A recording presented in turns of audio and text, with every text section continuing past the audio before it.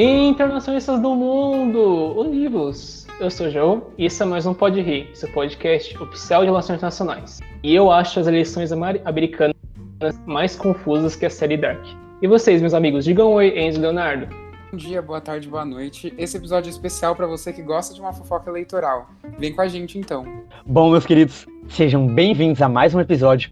E hoje, com ele, se não o melhor professor dos Estados Unidos da América no Brasil, com certeza o mais divertido.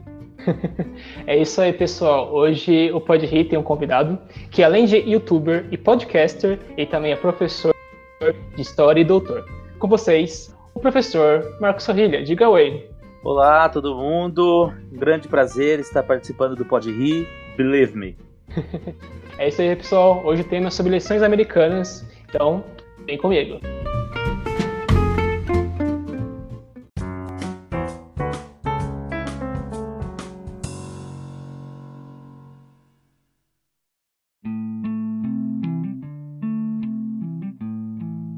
Bom, Sorrilha, para a gente começar, então, a discussão realmente no tema, a gente queria pedir para você se apresentar, falar para o pessoal um pouco quem você é, qual a sua história, como você veio parar aqui, e para a gente também poder te conhecer um pouco mais. Legal. Primeiramente, eu quero agradecer o convite. Eu sou também um ouvinte do Pode Rir, e então para mim é um prazer duplo poder participar do podcast e falar um pouco sobre eleições americanas, que é um tema que eu venho dedicando esse ano com mais cuidado e proximidade. Então, meu nome é Marcos Sorrilha Pinheiro, meu nome inteiro, meus alunos me conhecem por Sorrilha. Eu sou formado em História aqui na Unesp de Franca, e aqui eu fiz também meu mestrado e meu doutorado. Só que, durante toda a minha trajetória de formação, eu dediquei meus estudos para a história política do continente hispano-americano, assim, do continente americano, mas dedicado à história hispano-americana. Fiz meu mestrado e meu doutorado a respeito de políticos peruanos, um historiador e um político peruano.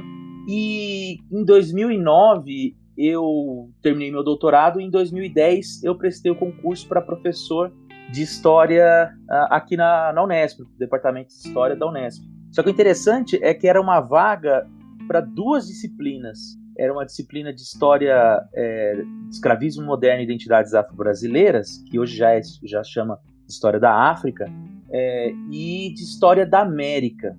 E para você prestar o concurso, você faz uma prova, você apresenta o projeto, você faz uma prova oral. Entre e esse projeto que você tem que apresentar, eu não entendi muito bem lá no edital. Eu imaginei que teria que ser alguma coisa que contemplasse as duas disciplinas. E aí eu elaborei um projeto que falava sobre escravidão e liberdade nas independências, buscando fazer uma comparação entre o José Bonifácio, o Simão Bolívar e o Thomas Jefferson, porque eu queria dar essa dimensão de história da América e escravismo, né? E aí eu comecei o meu projeto pelo José Bonifácio, fiz algumas apresentações, tive um artigo publicado, um capítulo de livro, e depois, quando eu fui estudar o Thomas Jefferson, eu solicitei uma bolsa para fazer, uma bolsa FAPESP para fazer estágio pós-doutoral nos Estados Unidos. Isso foi em 2016. E aí acabou que eu me encantei pelo assunto, assim. Eu estudei História da América Hispânica desde a minha graduação, então foram mais de 10 anos estudando História da América Hispânica, e parei no Jefferson, nem fui pro Bolívar. E comecei a conhecer um pouco mais a história dos Estados Unidos, e quando eu voltei de lá, do meu estágio de pós-doutorado, que eu fiz na George Washington University, lá em Washington mesmo, eu solicitei para o departamento que eu gostaria de dar aula de História dos Estados Unidos, que é uma disciplina que tem no curso aqui de História da Unesp. E aí, parecia meio assim, o único professor que estuda de fato História dos Estados Unidos, eu achei que era razoável o meu pedido e foi aceito. E aí desde 2018, 2019, 2020, é o terceiro ano que eu estou dando a disciplina de História dos Estados Unidos. E nesse ano, por conta disso, eu resolvi acompanhar as eleições americanas e criei um canal no YouTube. Era para ser no Instagram, mas aí eu resolvi migrar pro YouTube Porque no Instagram eu acho que o YouTube tem uma cara ainda meio mais, digamos assim, mais com cara de canal mesmo, né? Com uma coisa meio de um formato mais tradicional. Porque o Instagram, você tá vendo lá, Beltraninho você tá passando na sua TL, na sua timeline, assim, o cara jogando bola, o outro nadando, aí aparece um professor falando de política, eu achei meio invasivo. E é isso. Então, assim, eu sou um professor de História aqui no Departamento de História da Unesp, com uma formação em História da América Latina, e há 4 anos já dedico os meus estudos a respeito da política norte-americana, sendo que esse ano eu resolvi acompanhar essa confusão que é a eleição norte-americana e explicar um pouco para as pessoas, né, para ver se a gente consegue popularizar mais esse assunto no Brasil. Bom, galera, daqui para frente eu vou chamar o professor Marcos Sorrilha de Sorrilha. E assim, para começar o nosso assunto sobre eleição, Sorrilha, eu queria que você nos dissesse quem é Joe Biden e quem é Donald Trump. Ah, beleza. Ó, o Joe Biden é um daqueles tipos políticos tradicionais, centro nos Estados Unidos, democrata, né? Então, assim, ele é um sujeito extremamente moderado, que tem uma trajetória política de quase meio século, acho que de meio século. Ele se elegeu senador em 1970, 71, começo da década de 70, né? E desde então ele traçou uma trajetória dentro do Partido Democrata como senador, né? Ele nasceu na Pensilvânia, mas ele é senador pelo estado de Delaware, se eu não me engano, e fez a trajetória dele como senador. Quando eu digo que ele é um político tradicional moderado, é porque em vários momentos da vida dele, ele consegue estabelecer vínculos com os republicanos, né? Então, assim, por exemplo, quando teve aquela política da tolerância zero em Nova York e de uma política de acirramento do controle de armas, que no fundo redundou também em perseguições a negros, afro-americanos, isso na década de 90, ele foi um sujeito que apoiou de política. E ele é tradicionalmente vinculado aos grupos de trabalhadores de classe média branca nos Estados Unidos, porém tem essa característica, essa peculiaridade de ser um sujeito que acaba alinhavando e fazendo as suas, como eu diria assim, os acordos meio improváveis, né? Então, se ele acaba conseguindo promover alguns acordos entre setores não muito amigos. E isso levou a ser escolhido para ser o vice do Barack Obama em 2008. Ele concorreu às prévias, foi a segunda vez que ele concorreu às primárias do Partido Democrata em 2008, primeira vez tinha sido, acho que na década de 80, ele perdeu.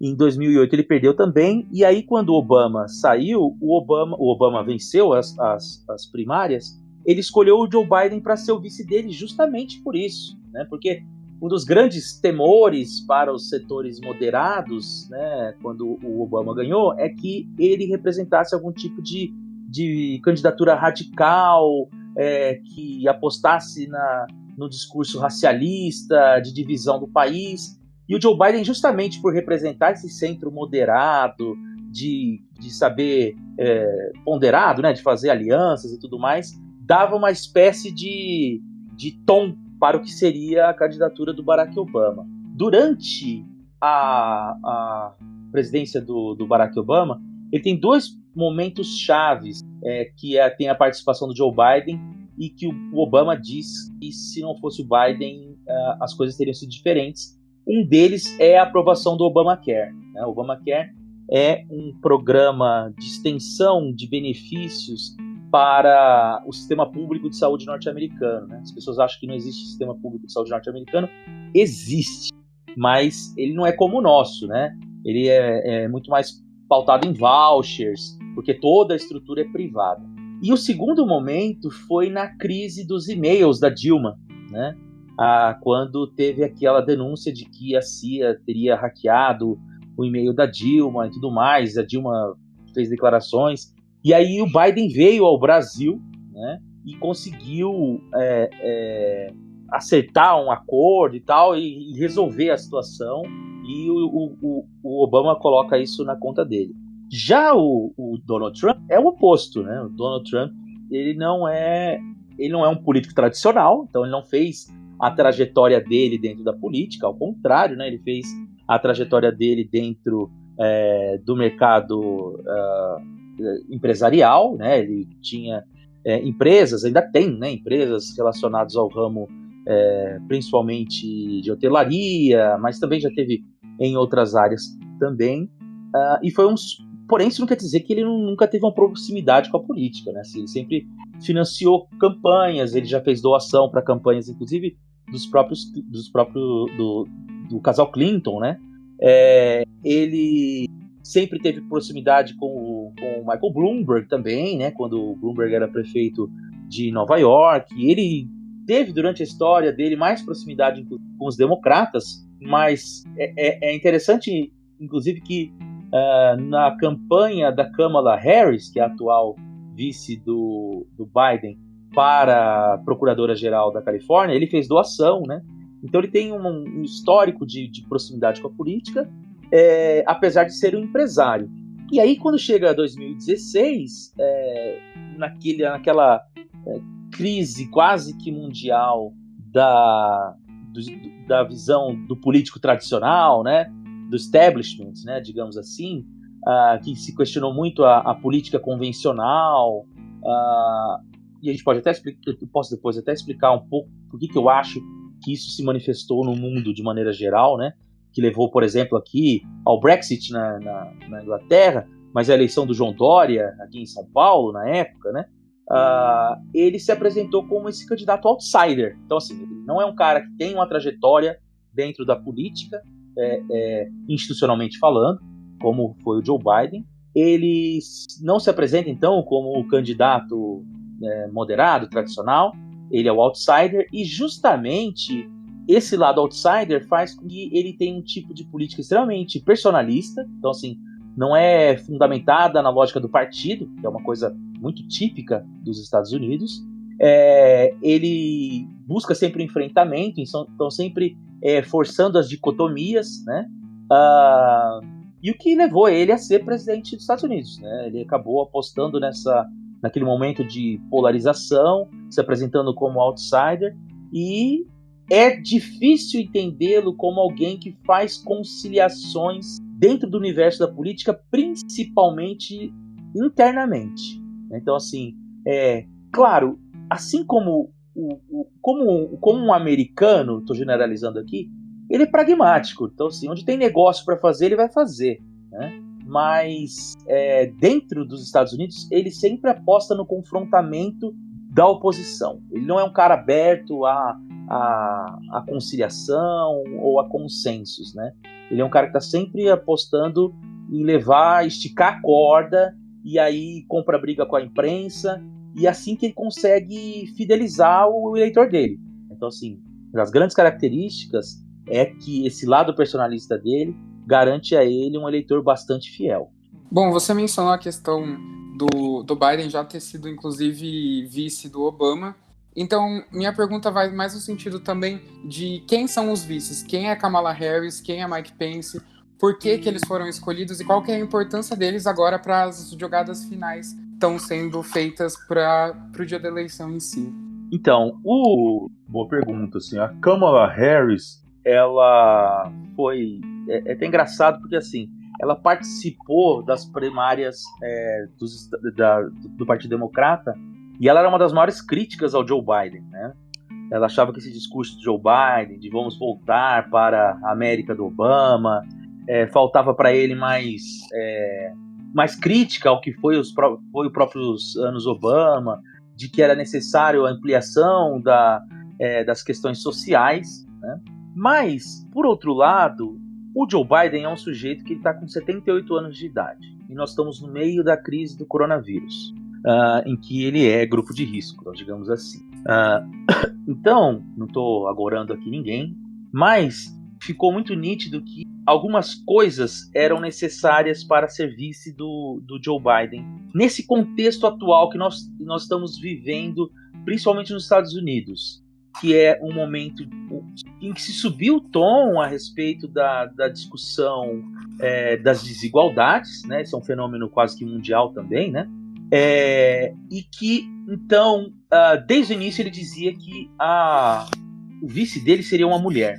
E aí, quando estourou os eventos do Black Lives Matter, depois da morte de George Floyd, uma das candidatas que tinha perfil para ser vice dele, que era a Amy Klobuchar, falou que ele tinha obrigação moral de escolher uma mulher afro-americana. E aí, qual que é essa história? Por que eu falei dele tem 78 anos, coronavírus? Porque a escolha deveria ser por alguém que pode ser presidente no primeiro dia. Então, o vice dele não poderia ser alguém como, por exemplo, o Pete Buttigieg, né, que foi prefeito de uma cidade pequena de Indianápolis, né, de Indiana. Tinha que ser alguém já com experiência. Então, seria um nome que estaria ali dentro de alguém que já tivesse experiência como senador, né, ou como governador. Então, dos nomes de mulheres afro-americanas, ela era a mais preparada. Por quê? Ela tem uma tradição, ela é formada em direito, foi procuradora-geral do estado da Califórnia, que é o maior estado, né, da União, né, da Federação, desculpa. E ela era senadora, já estava, acho que ainda no seu primeiro mandato, mas já estava há 4 anos como senadora. E então ela tem essa experiência, né, já de longa data e tudo mais. Ela é afro-americana, o que, por um lado, aproxima ela. Então, assim, o que ela empresta para o Joe Biden? Ela empresta justamente nesse momento de tensões étnico e raciais que nós estamos vivendo nos Estados Unidos, ela demonstra a vontade do Biden de dialogar com esses setores. Então, é um ato de que ele direciona, de que ele está aberto a essa discussão. Porém, ela não é radical. Né? O Trump tentou colar depois da indicação dela, esse rótulo de que ela é radical. E não é, ao contrário, os setores dos direitos humanos lá nos Estados Unidos vê o nome dela com ressalvas, porque na época em que ela foi procuradora-geral da Califórnia, ela teve uma política de punho forte contra as questões relacionadas a crime e tudo mais. Então, assim, ao mesmo tempo que ela empresta esse lado para ele, de que ele está aberto a discutir a questão das desigualdades, afinal de contas, ela também defendia o Medicare for All, assim como o Bernie Sanders. Ele está aberto à questão do Black Lives Matter, porque ela é afro-americana. Por outro lado, ele não perde o eleitor moderado, porque ela não é uma radical. Ela é também uma política de centro. Já o Pence é a dobradinha de 2016. Né? O que o Pence entregava pro Trump naquela época e continua mais ou menos entregando agora? É um político tradicional, é um senador também. Então, assim, para um outsider, ele indicou alguém que era um político tradicional, né? Reconhecido dentro do Partido Republicano, porém, ele não era da... Então, assim, olha, se eu sou um novato nesse assunto, eu tenho junto comigo um camarada que é um político tradicional, que pode me substituir ou me instruir naquilo que eu não vier a saber. Né? Por outro lado, ele é um republicano tradicional, né, o Pence. No entanto, ele não é da ala neocon. Né? A ala neocon se enfraqueceu muito com a vitória do Trump. Né? O grupo de apoio dele é muito mais focado naquilo que o pessoal chama de paleoconservador. É um conservadorismo mais voltado para a questão nacional, territorial, né, da defesa das indústrias, anti-mercado financeiro, e ele é extremamente, ele é mais religioso e conservador do que o próprio Trump, por exemplo. Né? Então, é um outro grupo de apoio muito forte do Trump, aquilo que eles chamam de evangelicals nos Estados Unidos, que não é só cristão, é um tipo de cristão predominantemente branco e que é mais, digamos assim, mais ortodoxo, digamos assim, né? em alguns mais conservador mesmo, né? Em vários aspectos. Então, como por exemplo, o Mike Pence tinha uma das grandes temas dele, e que foi um tema de bastante resistência, é a questão da homossexualidade, né? Que ele era um dos grandes combatentes da homossexualidade. Então ele emprestou para o Trump essa questão da experiência e, por outro lado, dialogou com uma base de apoio do Trump, né? Tanto os paleoconservadores quanto esses evangélicos, dando ao Trump uma espécie de sedimentação numa base de apoio que ele conquistou nas eleições. Muito bem, internacionalistas. Bom, Sorrilha, parece que a eleição de 2016 foi ontem, né? Todo aquele cenário, todo o Trump, aquele outsider, né? Aquele cara que parecia em propaganda de pizza e por aí vai. Mas eu queria te perguntar, Sorrilha, o que você vê hoje no cenário das eleições nos Estados Unidos de 2020? O que se diferencia daquele cenário de 2016, né? Quais são os temas? Quais são toda essa briga política? O que a gente vê hoje de diferente, além do Kanye West como um dos concorrentes políticos? Uhum. Então, acho que a grande mudança é que o Trump não é mais o outsider. Sim, ele é o presidente. Então, é diferente você ir para a eleição prometendo que você vai mudar tudo isso que está aí, né? Vai mudar as coisas e tudo mais, quando você é franco atirador. Né? Agora ele não é mais, agora ele é o presidente em exercício. Agora ele teve uma série, ele teve o cargo posto, né? Assim, o nome posto à prova. E eu vou te dizer uma coisa bastante sincera, assim, que até o começo do ano me parecia bem encaminhada a eleição dele, a reeleição dele, né? Porque, assim, algumas coisas, bem ou mal, né, ele entregou. Então, por exemplo, ele falava que ia reduzir impostos para as empresas, de fato reduziu. Ele disse que ia trazer algumas empresas e endurecer com o México a questão do NAFTA. De fato, isso aconteceu, né? Houve a formulação de um novo pacto, né? Um novo pacto. Ele dizia que do NAFTA, né? Agora tem um outro nome, é USMCA, se eu não me engano, agora não lembro exatamente o nome. Ele falou do muro, ele estava lá, não construiu o muro efetivamente, né? Nem foi o México que pagou, mas essa foi uma retórica que teve lá a sua reverberou alguma coisa. A economia cresceu assombrosamente, eles chegaram a ter 3,2% de desemprego zero, né? Porque várias pessoas só não trabalhavam quem não queria.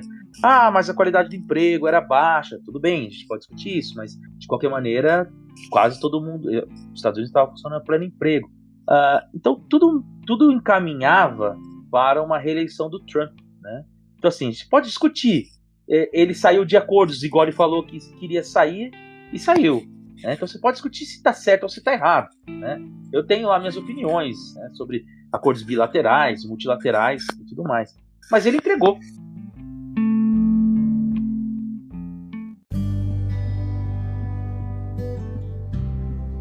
Bom, aí então estava tudo mais ou menos encaminhado para uma reeleição do Trump. Inclusive o próprio processo de impeachment que ele passou ajudou ele, de certa maneira, né? Porque ali os republicanos meio que se unificaram em torno do nome dele, que é uma coisa que não estava acontecendo durante o mandato dele. Ao mesmo tempo, os democratas ficaram com a pecha de estarem apelando, né? Tentar fazer um tapetão, né? Ganhar por fora do jogo, fora das regras. E ele tinha ainda uma carta, que eu ainda acho que ele vai usar, que era o caso de corrupção do filho, ou de envolvimento do filho do Biden com as petrolíferas da Ucrânia. E aí veio a pandemia, né? Veio a pandemia que ele levou de um jeito muito estranho. Os primeiros 40 dias, digamos assim, foi muito semelhante ao que a gente viu no Brasil durante os últimos 7 meses. Uma gripezinha, não vai acontecer nada, esse vírus chegar aqui, a gente tem os melhores médicos do mundo e nada vai acontecer com a gente e tal. E aí a economia capotou, né? A economia perdeu 32,9% do PIB em 3 meses. ou seja, o trunfo que ele tinha de ter feito os Estados Unidos crescer, os Estados Unidos voltou exatamente para o mesmo tamanho de economia que ele tinha em 2015, né? Então voltou a um estágio pré-Trump.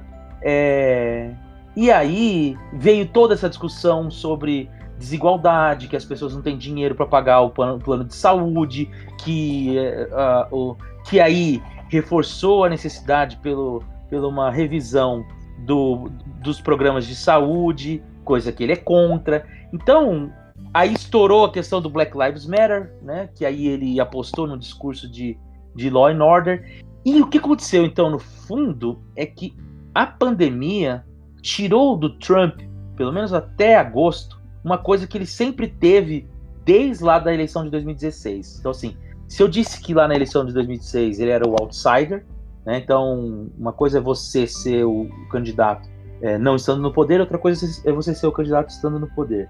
Uma outra característica que ele tinha era justamente ele pautava a imprensa. Então, ele sempre joga coisas lá no Twitter dele, a imprensa vai atrás e ele acaba sempre estando um passo à frente na discussão. Quando entrou o coronavírus, ele falou que era uma gripezinha, e não era. Quando entrou o Black Lives Matter, ele apostou na lei e ordem, e a lei e ordem não colou, ele perdeu essa vantagem. E por fim, diferente de 2016 para cá, tem justamente o fato que o eleitor norte-americano, ele tem um perfil conservador de maneira geral. E, em certa medida, existe essa leitura de que o Trump, em vários aspectos, não é um presidente presidential, como eles falam, né? Então, assim, de que ele não respeita certas normas, de que ele não respeita certas tradições, que para o eleitor dele é fantástico, mas para o eleitor médio norte-americano não é.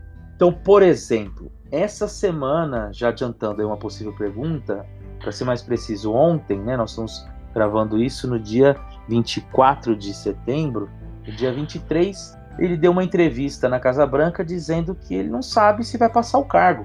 Para o eleitor médio norte-americano, isso pega muito mal, né?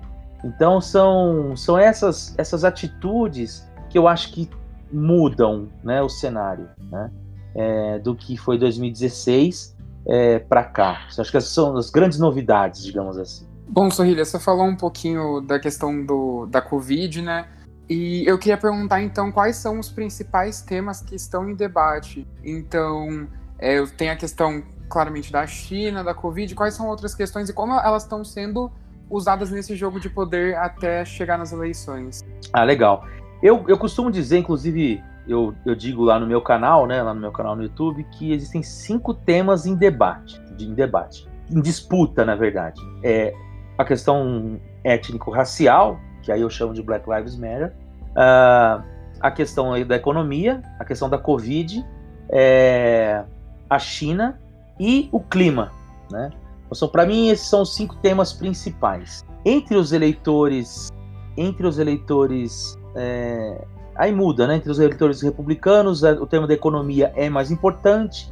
Para os democratas, o tema do Black Lives Matter é mais importante, e também o tema do coronavírus, né?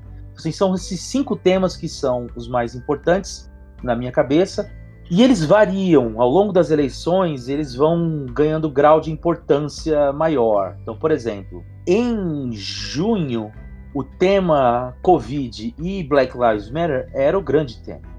E são 2 temas que o Joe Biden agrega melhor para ele. Já foi mais, mas agrega melhor para ele. Porque todas as pesquisas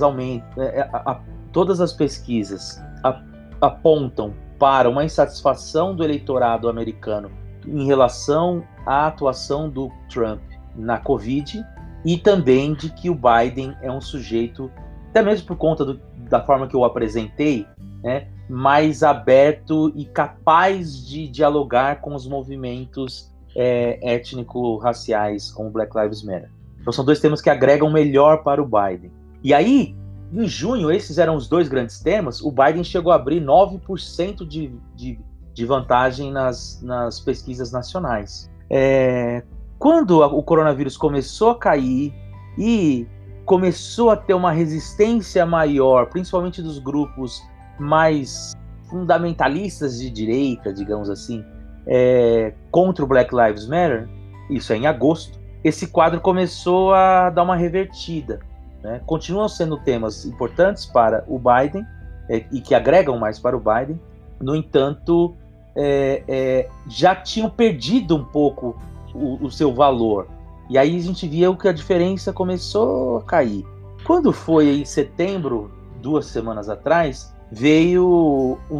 vazou uma comecinho de setembro, vazou uma entrevista que o Trump deu para o Woodward, né, um jornalista famoso por conta do escândalo do Watergate, em que ele dizia que ele sabia que a coronavírus não era uma gripezinha, mas que ele falava isso para não gerar alarde na população. Então começou a circular a ideia de que ele mentiu. E aí o tema do coronavírus voltou. E junto com isso chegou o outono, né? Chegou o outono ontem nos Estados Unidos. E o que isso quer dizer? Isso quer dizer que que o frio vai aumentar lá, as pessoas vão voltar a usar transporte público de maneira mais aglomerada e pode ter ali, como a gente está vendo na Europa, uma segunda onda de coronavírus. Então isso vai voltar ao tema. A questão climática, com os incêndios da Califórnia, também se tornou um assunto importante e é também um assunto pró-Biden. Por quê? Porque o Biden os democratas são mais próximos, né, de maneira geral, à temática da ecologia. É um negócio muito interessante, porque o primeiro presidente a aprovar leis pró-ecologia foi o Nixon, que era um republicano, né? Isso lá em 69, 70. E hoje não, hoje é um tema, né, bastante próximo aos democratas. Existe lá um partido que é até forte, que é o Partido Verde, né? E inclusive geralmente eles lançam candidaturas simbólicas e está rolando dentro do próprio Partido Verde, o Green Party, né? Uma história de não, olha gente, todo mundo vota no Biden, porque todo voto importa agora, né? E aí os incêndios na Califórnia, o Trump tenta falar que a culpa é dos democratas, porque o governador de lá da Califórnia é democrata e tal, mas a percepção geral é de que os incêndios estão ano a ano mais piores, digamos assim, justamente porque a mudança climática é verdadeira. E o Trump nega isso, né? O Trump é um negacionista com relação às mudanças climáticas. E o Biden não. Então isso também é um outro ponto que agrega a ele. Dos 5 pontos, esse é o menos importante, digamos assim. Ganhou uma relevância há umas 3 semanas atrás, com os incêndios, mas ele é um ponto importante para os independentes. Então, o eleitor independente dá importância para isso.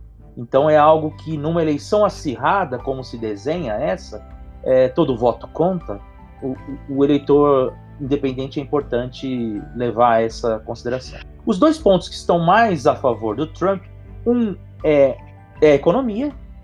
Os americanos ainda entendem que o Trump seria alguém que teria um plano econômico melhor do que o Biden, ou seja, entendem que esse capote da economia não seria uma culpa dele, né? E sim pela questão do coronavírus. E aí você pode falar, mas se a culpa do coronavírus é dele, então é da economia dele. Mas os americanos, lá, assim, as pesquisas mostram até a diferença entre 2 a 10 pontos nas pesquisas de que o Trump tem uma avaliação melhor na economia. E o da China, eu costumo dizer que é uma discussão para ver quem é menos pior entre os dois. A China, o tema da China hoje é o único tema que une todos os americanos. 75% dos republicanos não veem com bons olhos a China e 65% dos democratas também não. Né? Então, assim, é o grande tema que une a América hoje é a China.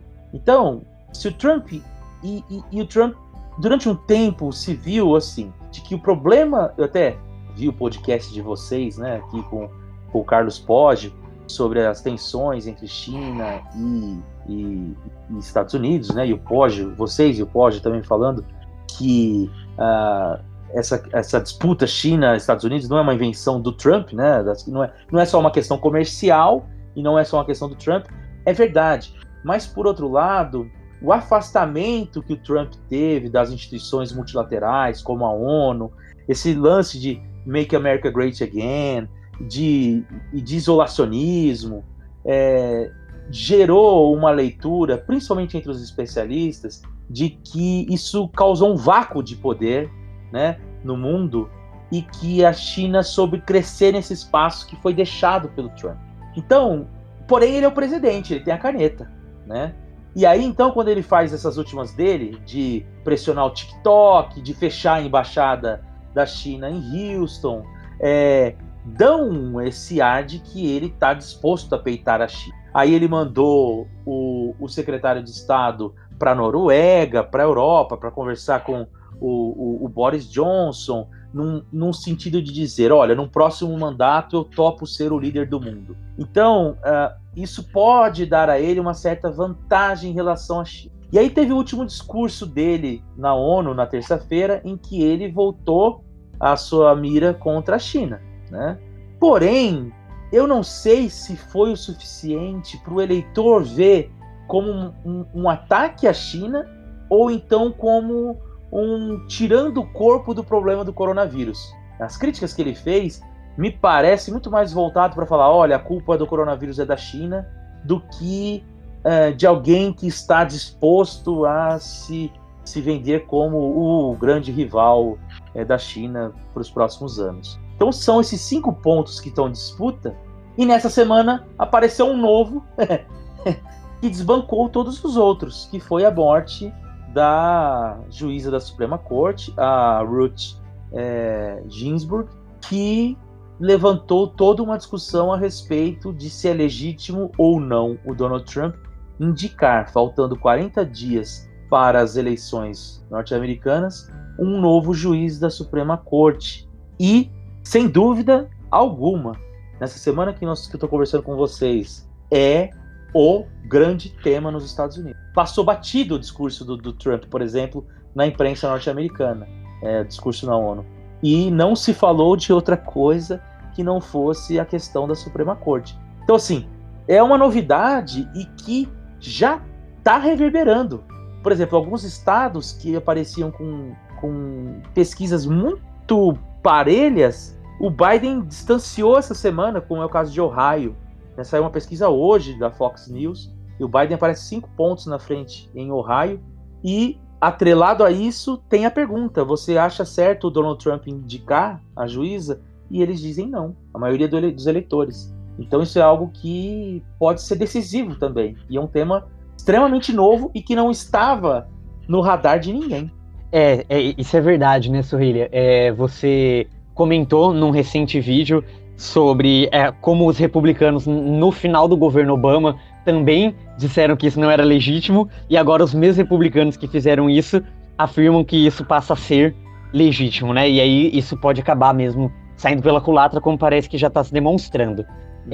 Eu queria me ater um pouquinho mais à questão ali da China, que você comentou, perguntando o seguinte, essa questão, o quanto impacta para o eleitorado, né, essa questão do Trump, das retiradas, essa política, né, justamente de criar esse vácuo de poder no sistema internacional, da retirada de tropas, da política que ele tem, né, de terminar as guerras intermináveis, e se isso mudaria com o Biden? O Biden voltaria com essa política, né? Os democratas tinham um costume, pelo menos, né, de serem um pouco mais agressivos nesse sentido. Como é que fica essa questão? Ou a retirada de tropas é algo que é consenso também entre os americanos e ela vai continuar independente de quem ganhar? Então, relações internacionais, eu sei que é um podcast de relações internacionais, né? Mas essa questão não é exatamente a minha área, né? Então, assim, o que eu percebo... então eu vou falar aqui um pouco do que eu percebo mais tentando olhar a questão do eleitorado e de como isso respinga nas eleições. É interessante porque, por exemplo, quando foi na eleição de 2016, o ISIS era uma das grandes discussões, né, que se tinha lá. Hoje não se fala mais. E na época ele dizia que ele tinha um plano secreto que ele não podia contar para ninguém, mas que era um plano perfeito, né? E no fim das contas, ele jogou ali um jogo estranho de alianças com a Rússia e tudo mais, e que depois de 4 anos, esse não é mais um assunto, né? Agora, por exemplo, o recente tratado que ele assinou com a Emirados Árabes e Bahrein, por esses dois, né? E Israel, zero. Assim, isso é uma coisa muito de especialista, né? É um golaço para ele do ponto de vista institucional, de avançar num tratado entre países numa região bastante complexa, ainda que não eram inimigos, não estavam em guerra, bastante complexo. Então, assim, é um golaço para ele, mas isso não reverbera no eleitorado, né? Me parece que essa discussão, por exemplo, em algumas questões soa bem. Então, por exemplo, tirar as tropas, trazer os soldados para casa depois de anos e anos de ocupação no Oriente Médio, vai bem. Tirar os soldados da Alemanha, vai mal. Então, assim, para as coisas que vão contra essa noção digamos assim, dos acordos multilaterais, da ONU e tudo mais, que ele joga contra, vai contra ele também. No caso do Irã, né, do assassinato de Soleimani, foi bem para ele, né? Ali ele já foi visto como algo que deu certo, né? Então, assim, esse ataque ao Irã e toda a questão que envolvia a embaixada, né, que remonta à própria o imaginário norte-americano do que aconteceu na embaixada americana no Irã nos anos 70. Então, tudo isso foi bem para ele também, né? No entanto, tudo isso está meio que fora de discussão. Acho que o único assunto mesmo de política externa que reverbera nas eleições é a China, né? Porque os outros parece assim, que eles têm problemas mais importantes para lidar, assim, coronavírus, as tensões sociais, a própria economia. Isso a gente percebe que influencia mais o eleitorado. Agora, a tendência é que o Biden é engraçado porque o Partido Democrata, de maneira geral, é o partido que mais que ostenta um discurso de que é preciso jogar mais duro com a China, né? Então, o Biden diz que vai voltar com aquele acordo do Pacífico que o Obama assinou e o Trump desfez, né? Vocês sabem melhor do que eu estou falando, porque era uma forma de voltar os olhos para o Pacífico e tentar, né, fincar os pés em zonas de influência da China.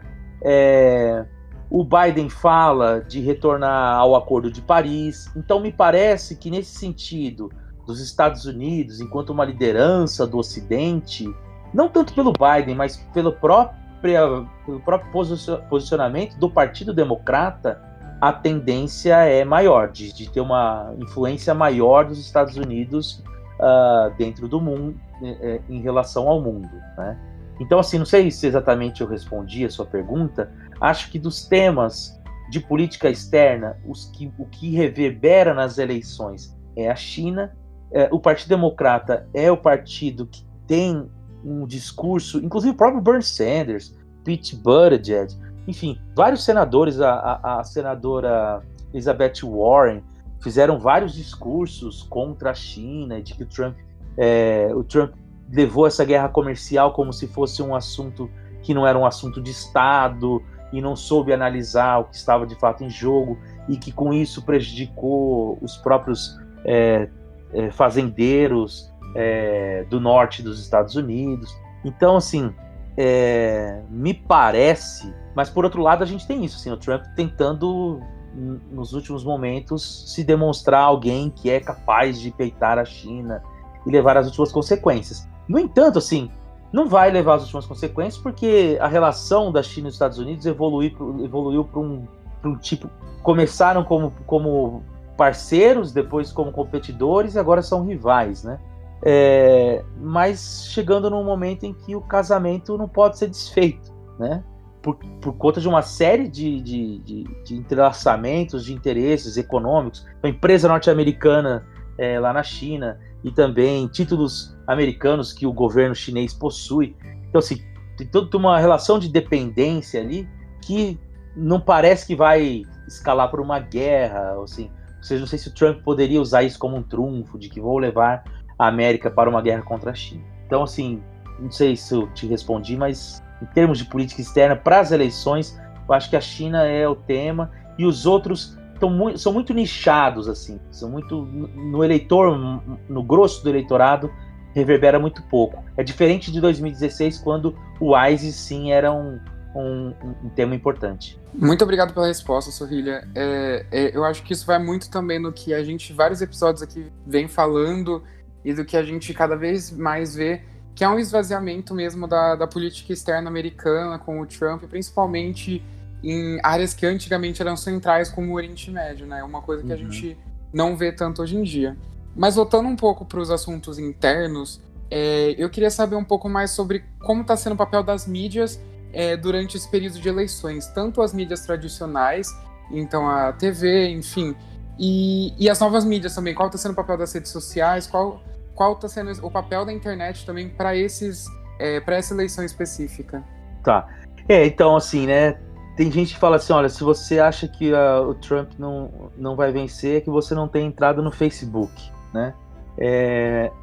E não são campanhas necessariamente deles. Assim, existe uma rede de bloggers, de youtubers, trumpistas, que inflamam bastante a base, né, eleitoral de eleitores do Trump, e que criam aqueles factoides que depois são repostados, inclusive, pelo próprio Trump nas suas mídias sociais, ou pelos filhos dele. Assim, um quadro mais ou menos como a gente está acostumado aqui ver no Brasil, só que, na verdade, aqui é um pouco a cópia do que a gente vê lá, né? Então, além disso, a gente tem esse QAnon, né? Que é esse movimento conspiracionista, quase que, enfim, falando de temas relacionados a aborto, a pedofilia e uma série de coisas, que é uma rede que funciona já meio que no underground, assim, lógico que no underground não é deep web, assim, mas assim, é no Reddit, nos 4chan, né, da vida, que espalham vários boatos a respeito do Biden e que reverberam bastante entre os eleitores do Donald Trump. E assim, é diferente a gente falar, por exemplo, aqui no Brasil o Bolsonaro prega para os convertidos, né? Então, e ele tem 30% do eleitorado, então isso coloca ele no segundo turno. Então, assim, tem 30% do eleitorado que coloca ele no segundo turno. Lá nos Estados Unidos não tem segundo turno, né? Mas o voto também não é obrigatório. Então, o engajamento do eleitor é muito importante. E dentro dos eleitores lá nos Estados Unidos, do Trump, né, esse engajamento é muito grande, né? Então, 68% dos eleitores do Trump são animados para votar, né? Estão empolgados com a eleição. A gente vê isso, assim, um pouco antes da gente entrar aqui na conversa, eu estava vendo imagens da Flórida, do comício que ele vai fazer agora à noite lá na Flórida, e lotado, e as pessoas sem máscara, né? Enfim, semana passada ele fez em Nevada um evento num lugar fechado, que estava proibido de ser feito lá em Nevada por causa do coronavírus, e encheu, né? Tinha 3 mil pessoas sem máscara, né? Então, assim, é um eleitorado que engaja muito. Então, assim, as redes sociais têm esse papel importante, principalmente para a campanha do Donald Trump. As mídias do Biden, elas têm muito cara de tem alguém mexendo para ele, né? Ele não tem essa mesma familiaridade que o Trump tem de dar retweet, de postar vídeo, de ficar pautando a imprensa, né? Ele tenta se vender um pouco como vovô descolado em alguns assuntos, mas é sempre algo muito produzido, né? Não é muito espontâneo.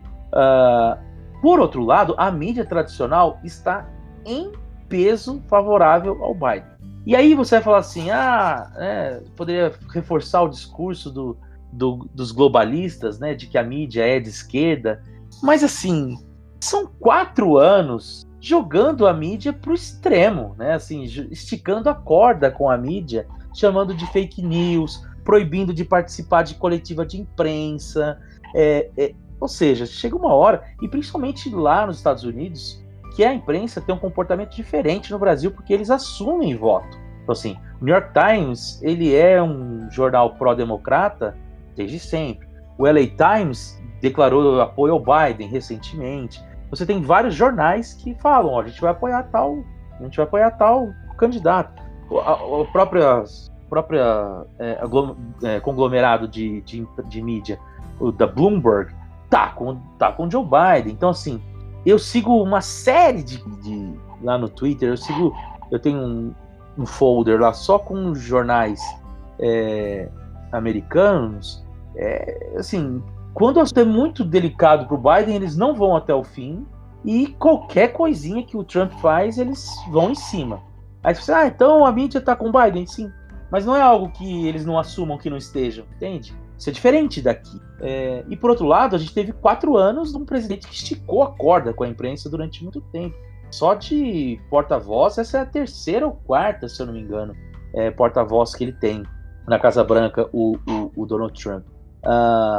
E aí, por fim, acho que da pergunta que você fez, tem a questão da Rússia, da China e do Irã, que tem relatórios que estão sendo apontados pelo FBI, pela CIA, de que, mais uma vez, a Rússia, se não os russos exatamente, mas pelo menos IPs vindos da Rússia, do Irã e da China, que estão plantando informações, tentando invadir contas. Então, primeiro, a Microsoft fez essa denúncia. Olha, gente, estão tentando invadir contas de clientes nossos ligados aos partidos democratas, republicanos e às campanhas do Joe Biden.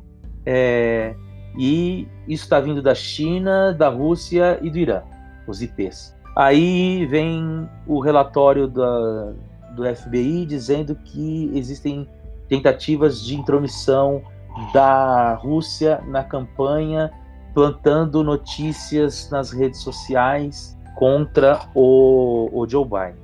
Por outro lado, esse ano a gente não tem o Cambridge Analytica e não tem o Steve Bannon, né? Pelo menos não oficialmente. Então isso reduz um pouco esse poder de influência do Trump nas redes sociais. Agora, por outro lado, isso não quer dizer que ele não tem uma equipe de marketing muito poderosa, né? E ele tem. Então, por exemplo, lá é comum que ele direcione as campanhas para cada condado específico. Então, se cada estado e cada delegado e cada condado, ele tem um slogan diferente que tenta avisar o que é mais prioritário para aquele tipo de eleitor, né? Então é isso. Muito bem, Sorrilha. Então, a gente está há poucos dias da eleição, falta cerca, do dia que estamos gravando aqui o podcast, cerca de 40 dias, né? 40 dias. 40 dias, muito bem lembrado. 40 dias para a eleição norte-americana, e as pesquisas, em geral, têm mostrado o Biden com uma certa vantagem sobre o Donald Trump. Uhum. Então, o que é decisivo agora para a eleição? O que está para acontecer? Quais são as coisas chaves? E o que pode fazer com tudo isso se mude o jogo, vire o jogo? Eu sei que é um pouco difícil prever o futuro, né? Mas... Então... o que nós temos hoje? Então, assim... o mês de agosto... nós tivemos... É uma eleição muito atípica. Eleição americana já é uma eleição difícil de prever, porque você tem toda aquela dinâmica dos votos dos votos dos delegados, né, do colégio eleitoral. Cada estado possui um número de delegados e tudo mais. Então, se às vezes o sujeito ganha por 0,5% no estado, ele leva todos os votos dos delegados, e isso pesa muito, né? Então, você tem alguns estados que a corrida está bastante equilibrada. Então, assim, hoje, num cenário conservador, o Biden tem 290 delegados, e num cenário otimista, ele tem 330 delegados. No entanto, o New York Times fez uma simulação levando em conta se as mesmas surpresas que a gente viu acontecer em 2016 e que as pesquisas não conseguiram captar acontecerem de novo nessa eleição, o Trump ganha. isso era uma coisa que lá em julho não aconteceria. Mesmo fazendo essa correção, o Trump não ganharia, né? Por conta da diferença, como eu disse, né, junho e julho foram meses em que o Biden abriu uma diferença muito grande. Então, assim, é uma eleição que se resolve nos detalhes. O mês de agosto foi um mês bom para o Trump. Essa diferença caiu, hoje está em torno de 6,5%, 7% a favor do Biden. Os especialistas dizem que se chegar em 3% essa diferença, o favorito é o Trump. Então, assim, é uma eleição que vai se definir em detalhes. Por exemplo, o voto latino. O voto latino foi algo que surpreendeu nas últimas pesquisas, porque o Trump aparece com 33% dos votos entre os latinos. Coisa que na última eleição ele teve 23%. Aí você fala assim, mas por que isso é importante? Isso é importante porque no Texas os latinos são 45% dos eleitores, e o Texas tem 30, pouco mais de quase 30 delegados, acho que um pouquinho mais, inclusive, de 30 delegados. Na Flórida também são 29 delegados. No Arizona, são 35% do eleitorado é latino. Então, isso é uma coisa que chama atenção, né? E aí isso levou ao Partido Democrata ficar atento e acionar os artistas latinos que apoiam. Então, Ricky Martin, Luiz Fonsi, todo mundo começou a falar bem do Biden, e teve a semana latina na Flórida, e o Biden foi para lá, e o Biden nem está viajando muito, né, por causa do coronavírus. Então, agosto foi um mês bom para o Trump. Setembro está sendo um mês ruim para ele, por alguns motivos, né?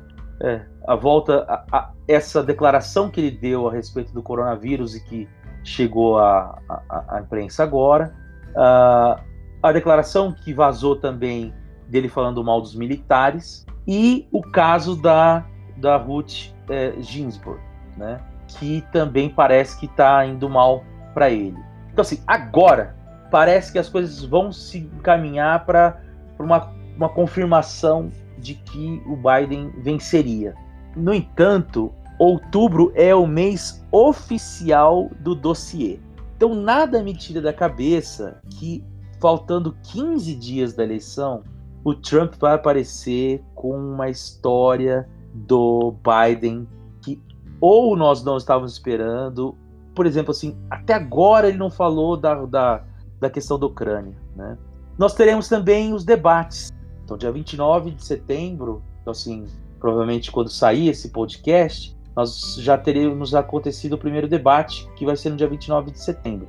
Depois tem mais 2 debates, dia 15 e 22 de outubro, nós teremos mais 2 debates. Os eleitores têm dito, em torno de 20% dizem que o debate é importante para decidir o voto. Então vamos ver. O Trump tem fama de ser muito melhor debatedor que o Biden, e é verdade, né? Então, assim, o que eu faria? As eleições se encaminham bem para o Biden. No cenário conservador, ele tem 290 delegados. No outro cenário otimista, ele tem 330. Se as pesquisas não estiverem captando os mesmos erros de 2016, o Trump venceria. Mas os institutos de pesquisa dizem que corrigiram os erros. Vamos confiar. E aí, então, eu falaria, fiquem de olho no dossiê e nos debates. Eu acho que essas são as coisas para a gente prestar atenção para os próximos 40 dias.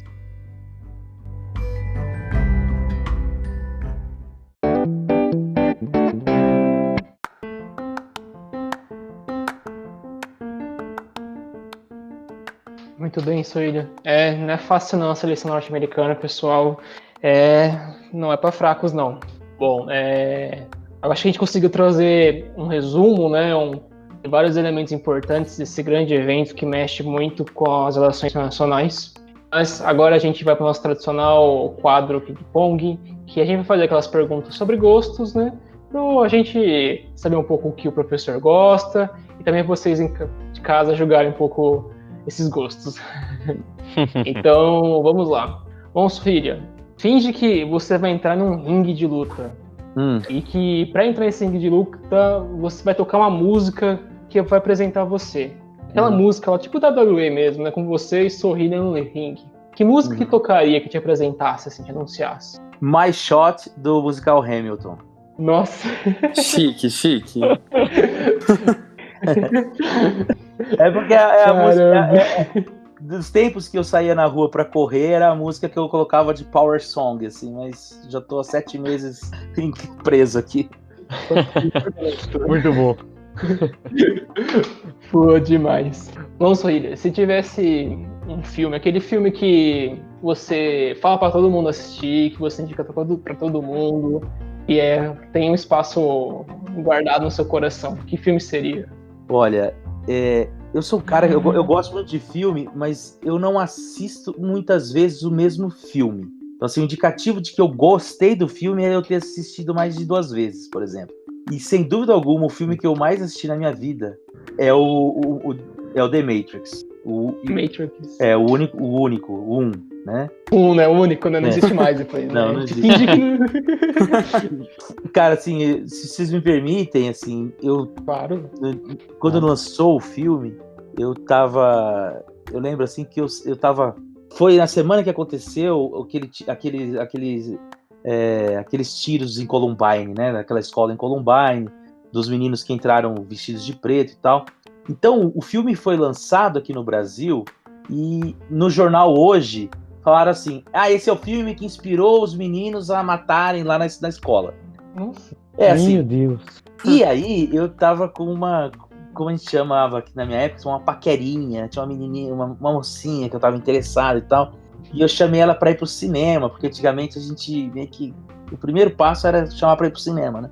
E aí nós fomos lá pra ver um filme, assim, um filme Água com Açúcar, se não me engano era um papagaio chamado Polly, nunca vi na vida, inclusive. Meu Deus. Pois é, o filme era o que menos importava na situação. E aí, a gente chegou lá, o filme já tinha acabado. Não, mentira. Esse filme tava passando no dia, mas era um filme que era com Ben Affleck e a Sandra Bullock, chamava Força de um Desejo, alguma coisa assim. E aí, chegou lá, o filme já tinha começado, e aí eu falei pra ela, olha, esse filme aqui é o filme que inspirou os meninos lá de Columbine, vamos assistir? Que romântico, né? Boa. Cara, eu sei que em 5 minutos, tomara que ela não discute, mas em 5 minutos eu esqueci que eu fui pro cinema pra namorar. Eu tava preso no filme, no Matrix. E aí eu saí do cinema e no outro dia eu fui na casa de uns amigos jantar. E eu só falava do filme e na época tinha uma sessão que começava 1h da manhã no Ribeirão Shopping. E aí eu enchi tanto o saco dos caras que eu levei a casa inteira pra assistir o Matrix. 1h da manhã. No dia seguinte, eu fui ver de novo. Ou seja, sou um cara que não vejo o mesmo filme várias vezes. Eu fui ver no dia seguinte. E hoje, assim, eu tenho 2 meninos aqui, um de 5 e um de 8. E de vez em quando eu mostro a cena de luta, o Neo chamando o Agente Smith pra luta. Então, assim, é um filme que me marcou muito e é o meu filme preferido até hoje. Sensacional. Muito bom. Bom, Sorrilha, você tem algum livro de cabeceira? Também, mesmo esquema. Um livro... Aquele livro que tem aquele apreço gigante. Cara, é assim... eu sou um cara que eu leio muito, muito pro trabalho, né? Então, literatura... É difícil eu pegar um livro pra distrair. Assim, eu já acho que meu trabalho é muito a leitura e tal. Mas eu também, como gosto de escrever, já escrevi... então, o meu livro de cabeceira é Lino Galindo e os Herdeiros do Trono do Sol. Não, brincadeira. Como é um livro... É o meu livro, né? O livro que eu escrevi. Então, assim, na época que eu escrevi literatura fantástica, eu estava lendo bastante literatura fantástica. Então, mais voltado para o público infanto-juvenil. Gostei também muito do Hobbit e tal. Mas até hoje, o livro que me marcou muito... foi o Travessuras da Menina Má, do Mário Vargas Llosa. Assim, não tô querendo dar uma pinta de cult intelectual, não, né, assim, gostei muito, li alguns livros da série do Percy Jackson, li aqueles livros da série Divergente, essas coisas eu li enquanto eu tava escrevendo. Crepúsculo também, né? Não, Crepúsculo não. Mas porque quando eu fui escrever o meu livro, né, de aventura infanto-juvenil, eu tava lá na outra pegada. Então, assim, lendo aquele... como que é o nome mesmo da menina do Arco e Flecha lá? Jogos Vorazes. Jogos Vorazes e tal. Então, assim, gostei muito de ler. O Jogador Número 1 é um livro que eu li, assim, fantástico, o Jogador Número 1. Mas, o Travessuras da Minamá, eu entrei naquele loop que eu, inclusive, eu dava aula na Unifran, e eu fui aplicar uma prova, e eu deixei a prova rolando e fiquei lendo o livro. Porque, nossa, o livro é fantástico. Quando acabou, assim, sabe quando você não quer que termina? Então, assim, Travessuras da Minamá, do Mário Vargas Llosa. Pra mim é um livro... Nem tá entre os 10 melhores dele, mas pra mim tá no meu top 3, digamos assim. Internacionalista, fica a dica, né? Bom, Sorrilha, a última pergunta do ping-pong tradicional, né? Das perguntas tradicionais, é se você pudesse escolher alguém vivo, já falecido, né? Ou ainda vivo, para poder ter aquele jantar, assim, a dois, conversar, trocar uma ideia, aquele jantar mais, vamos dizer assim, mais íntimo, né? Quem você escolheria? Alexander Hamilton? Não, seria o Thomas Jefferson. Justo. Porque, afinal de Thomas contas, Jefferson, boa. eu poderia tirar várias dúvidas do meu trabalho, né? Mas seria o Paul McCartney. Eu acho que seria o Paul McCartney. Da hora. Eu sou Obrigado, Sorrilha, também grande fã de Beatles. Não só fã de Beatles, mas eu sou Tim Paul. Então, Paul McCartney, eu acho que... Esse é um que, se vier a falecer, eu vou ficar um dia de luto, com certeza. Justo. Então, Sorrilha, agora a gente vai para as perguntas mais criativas do ping-pong. Aquelas perguntas que, se você só quiser abstrair da risada, a gente aceita. Tá. E a primeira delas é, entre os dois candidatos na presidência, qual você diria que é a melhor opção para caso ocorra uma invasão alienígena? Ai, eu acho que Nenhum. Nenhum é uma opção. Eu acho que... Eu diria que é o Trump, talvez. Talvez porque seria uma forma da humanidade se aliar aos alienígenas. Não, mas brincadeira. Eu acho que nenhum. Sinceramente, nenhum. Realmente. Uma outra pergunta. Você acredita que o Biden ganharia o aprendiz? Não, com certeza não. Provavelmente ele iria cochilar durante uma das provas. E a última pergunta, então. Você acha que o Luciano Huck ou o Roberto Justus poderiam seguir o caminho do Trump? Olha, eu acho que é até uma comparação injusta entre os dois, porque eu acho que o Luciano Huck sim, o Roberto Justus não. Justus. Tá pensar. É isso aí, internacionalistas. Esse foi mais um Pode Rir. Eu quero agradecer imensamente ao professor Marcos Sorrilha por ter acertado o convite. Foi um baita episódio. Muito obrigado de verdade. Não deixe de acompanhar a gente nas redes sociais, no Instagram, no Facebook, no Twitter, no LinkedIn. E também de seguir o trabalho do professor Marcos Sorrilha no canal dele no YouTube, Marcos Sorrilha. É isso, pessoal. Esse foi o Jaú e até a próxima. Muito obrigado, ouvinte. Muito obrigado, Sorrilha. Já falei aqui em off e falo de novo. Eu sou fã do canal do Sorrilha. Vão lá ver. E vocês vão aprender muita coisa muito interessante lá. E, de novo, obrigado por ter vindo e obrigado ao nosso ouvinte por estar sempre aqui conosco. É isso aí, galera. Muito obrigado pela presença nesse podcast. Sorrilha também, muito obrigado por ter aceitado o nosso convite. E, galera, o canal do Sorrilha é fantástico. E não é só sobre política americana. Ele trata de história, cultura. Recentemente teve até Edgar Allan Poe e NFL por lá. Muito bom. Obrigado pela presença e até o próximo episódio. Então, moçada, obrigado muito pelo convite. Foi um prazer poder conversar com vocês. E assim que vocês me convidaram, eu pensei, I will not throw away my shot.